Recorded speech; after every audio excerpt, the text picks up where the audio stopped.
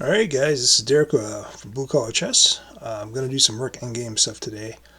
I haven't been posting much. I haven't had a lot of feedback on my stuff, so I've been posting a lot. I'm hoping though, next year or so, I'll have enough videos on the Rook Endgames, on some opening stuff, to kind of get beginners into a position where they really have a good place to kind of see like a thought process, because that's kind of more what I'm doing. I'm more working on the psychological side of stuff. So let's take a look at some of these puzzles here. And so what's going on here? So the rook just moved to h5. So this is a simple tactic, right? So the idea is you're going to want to take the pawn on d5. And the reason why you want to do that is because you take it with check. And so you take it with check and you're attacking the rook. So the rook has to take back. So it would be rook takes d5, check. Rook takes rook, then the pawn on c4 would take the rook on d5, and then you just kind of queen that pawn, and you win the game. So what that looks like is this. Okay. And instead of getting a queen, you're going to have a rook, and you have to do the rook in game checkmate. So yeah, so let's go on to the next one here. This one, what's going on here? I think here you just push the pawn. And yeah, I think here you just push, so you push the pawn. If he attacks the pawn with rook to d8, you then push the pawn one more square to d8, and then you're threatening check, right? So you've got to move the king. Black has to move the king to h7, and then I think you just play king to f4 in that case. And yeah, that should be good enough to win, because then you just bring your king over, you protect the pawn, you move your rook. And so let's take a look at that. So we're going to push the pawn up one here, and then you just do one more. So let's take a look at this stuff here. So I'm assuming here you would play this, right? Do you have a knockout here? I don't think you do. Let's see here. So I guess here I would play this. Probably play something like that. I would come here, and the idea is I'm gonna protect that pawn, attack the rook, whatever, and then move. Okay, so let's take a look. Instead of that move, let's look at this move. Then you bring the king over, pushes again, and you're in time to stop the pawns. So even if they do that, you probably got to attack the pawn right away, right here. And the reason why you do that instead of playing like rook to e2 is because you're just putting immediate pressure on it. He can't move his rook to this square because the pawn right here. So you just attack it. If he pushes it down, now you have that file, and that's a pretty good, So you should be winning this no problem in this case. And let's see here. Are there any other tricks? Let's go back one, two. Let's go back here, and let's play this instead. And then I think here you just do this, right? And you're pretty much forcing a trade. Then you got probably the rook is good enough. Then if he does this, you do this. Yeah, I mean, what's he do? He doesn't even have time to push the pawn. If he pushes the pawn, you just take that pawn, then you go back to the c. So he'd have to do... Yeah, that just doesn't work. So anyways, so that's how you win that one. Let's do one more. I'm going to try to keep these a little bit quicker now. The thing is, some of these puzzles will put you in a position where you're winning, but it's not super obvious on how to win them. I think these are pretty obvious. So in this case, I'm guessing you probably just have a... Yeah, you just have a checkmate here. So you do have to watch out for this type of stuff in a real game, because these things will happen, because So say you're playing somebody who's got 3 pawns up on you, your position looks almost hopeless. These things do happen because they kind of take their foot off the gas and they're just making mistakes. So let's take a look at that, and that's a checkmate. King can't move here, can't move there, can't move there, can't can't get away from check. So there you go. Let's see here. Now this position. So this position is what you have to calculate is you can force the trade right now. Okay, so you force the trade by playing rook to d2. Rook has to take, I think, in that case. So rook takes rook, king takes rook, and now you're in a position where the white king is on d2, and it's black's move, and who queens first? So I'm guessing he can't move to.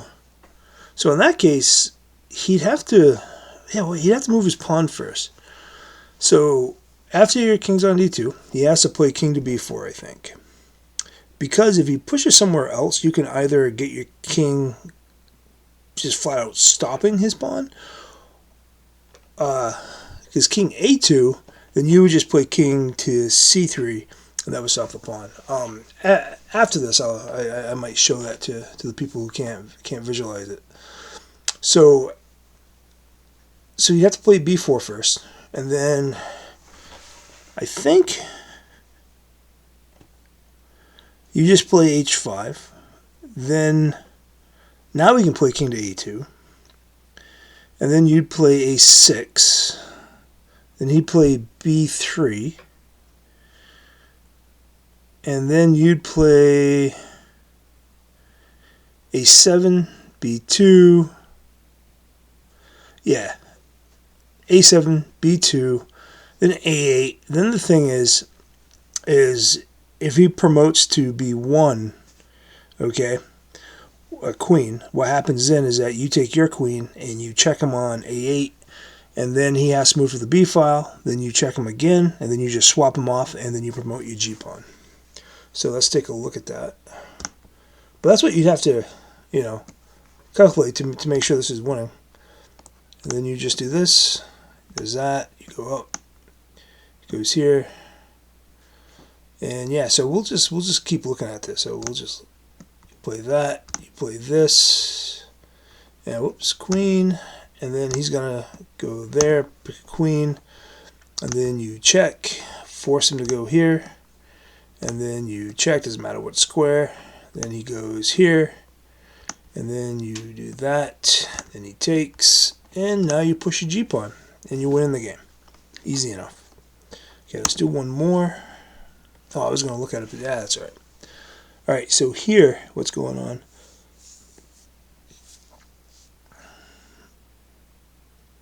So here you're just going to, you want to queen your pawn. His best move in that position was probably just to take the pawn, I think. And yeah, I might go back and look at that too. Anyways, okay, so here you just want to block. So you're going to put your rook here, and that's going to block his rook. Best he can do is check you. In that case, honestly, I think you can just slide your king over to b6, and you're completely safe from checks for a while. So there's that. And yeah, that's all she wrote there. So you're just blocking. Yeah, he's gonna do that. We're gonna look this out because we gotta see how to win this game once you get a queen. So yeah. So let's go back a couple moves here. I want to see the other move. B6. What was I saying? Right here. Rook to a5. Okay, that was my move. G5. So he played G5. What happens if he takes here? Then king takes. And this is probably completely losing, right? No, that's dead even. Hold on. What is going on? So here, in this position, yeah, okay. So in this position, so black made a mistake, right? So black played So after a7, black played g5, and that's a losing move. f3 is a losing move. And then, yeah, so if you just look at this, so what they're saying is, so you take this pawn, king might as well take, because now you're 2 pawns behind. They're saying that this is a draw. These 2 pawns should be able to at least get a draw from this rook. So what's the best move here? I feel like king b6. They're giving some options. I think king b6 makes the most sense, because you're keeping the black king cut off by not moving your rook, and you're going to start attacking the pawns. Or you just get behind the king, maybe. Maybe that is the best move, getting behind the king. So yeah, let's play king b6, because I like king b6. So he plays f3. That does stop you from doing a lot of stuff, huh? Rook c8 or rook c1. Jesus, rook c1 feels like it would be kind of sketchy, because at least you have a draw probably here. Because he can't push the pawn now, so he's going to play king to e5. And then what happens? Then rook to f8 or e8? To f8, I guess. Then king to e4. Then I don't know, let's say king to, I don't know, probably king to c5, I think. Yeah, let's shut that off for a second. Yeah, so remember this position, right? So if you ever get into something like that, so you sack your rook, you got the 2 pawns, his king is far away. If the white king was closer, this would probably be a loss. However, where the white king is, it's a definite draw, and probably white has, and honestly, white probably has chances to lose this position here. So now after king c5, I say he just starts pushing, right? Can he do anything? Yeah, I'm not sure. I'm not. Let's do this, I guess. Let's go king to c4. Say he does this.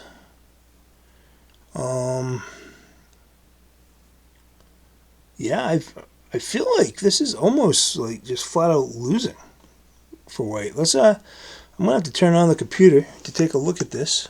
Let's go back to king c5 here. Let's turn on this computer, and let's see what the computer comes up with. So here they're saying, yeah, I think g4 is the best. I don't think I'd play f2 there. That looks crazy. Then they're saying rook to g8 or king to c4. So let's say, I think moving the rook seems weird. So king to c4. And then g3, right? That's the problem. Then rook e8 check. And now I think he's just saying, just checks. Because he can't go to this square. So he's got to go back here. So I guess the idea would be that he's going to want to come to h3, then promote the pawns that way. So yeah, so as you can see, now white is inching his king a little bit closer now. Let's say f2. So now he's one square away. Looks like the only move here is going to be rook f8. So rook f8 check. King goes there. Cannot push that pawn. King's going to come here. So what happens there is, yeah, okay. So now you can't push this pawn. So we can just look at it and see what happened here. So then you just do this, and now you've lost the game. Okay, so there's none of that happening here. So probably king to h3 is the only move, and then let's see here, king to e2, and king to g2 or h2. It says king to g2 makes a lot of sense to me. So then, yeah, I don't know what you do with your rook. I don't think you can move it off. You can't move it off that. So, and you wouldn't want to get too close, because then king to h3 may be an issue. It probably isn't, but maybe. Yeah, so let's do something like this, and king to h. Same king to h1 here. So yeah, let's try king to h1, I guess. So now I guess the idea is to push the pawn and then get the. So what happens at rook to f5? F5, bam. Yeah, okay, so this is another way to draw too, right? So, say he plays rook to f5. Now he plays g2, right? Makes a lot of sense. You can just take here, right? That works too. Because if he takes, you probably promote to a knight there and try to hold that maybe. But if he goes to a queen like that, you just do this and that's a draw. I don't know why I said that about the knight. Never mind that. Don't pay attention to that. If you made it this far in the video, which nobody does, so it shouldn't be a big deal. So yeah, then you just trade off and bam. So let's see. Let's go back here a little bit. Yeah, right here. G2. Why doesn't this work? That doesn't work. Then here. Oh, right. It doesn't work because you can't. Yeah, yep. That's right. I thought you could just go back and take the pawn, but you can't.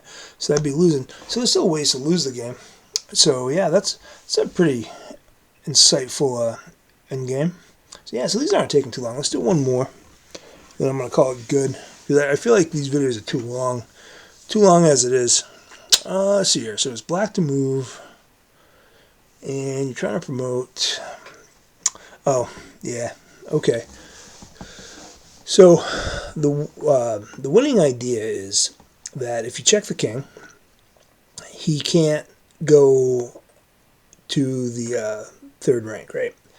He's got to go down. So then you check him again, and then you trade off rooks, and then you just bring your king over, and you protect your pawn while you're going to scoop up his pawn. So what that looks like is this.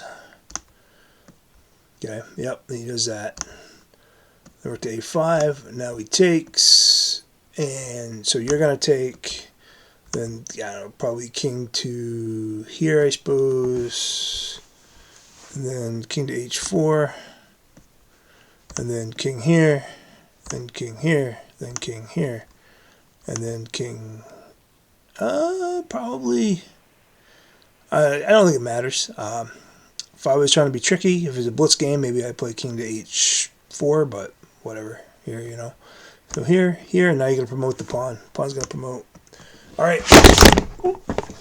Oh, sorry about that, guys. Dropped my laptop. Anyways, yeah. So I hope you like these Rook games. Hope they're helping people. Again, this is Derek, Blue Collar Chess. Talk to you guys later.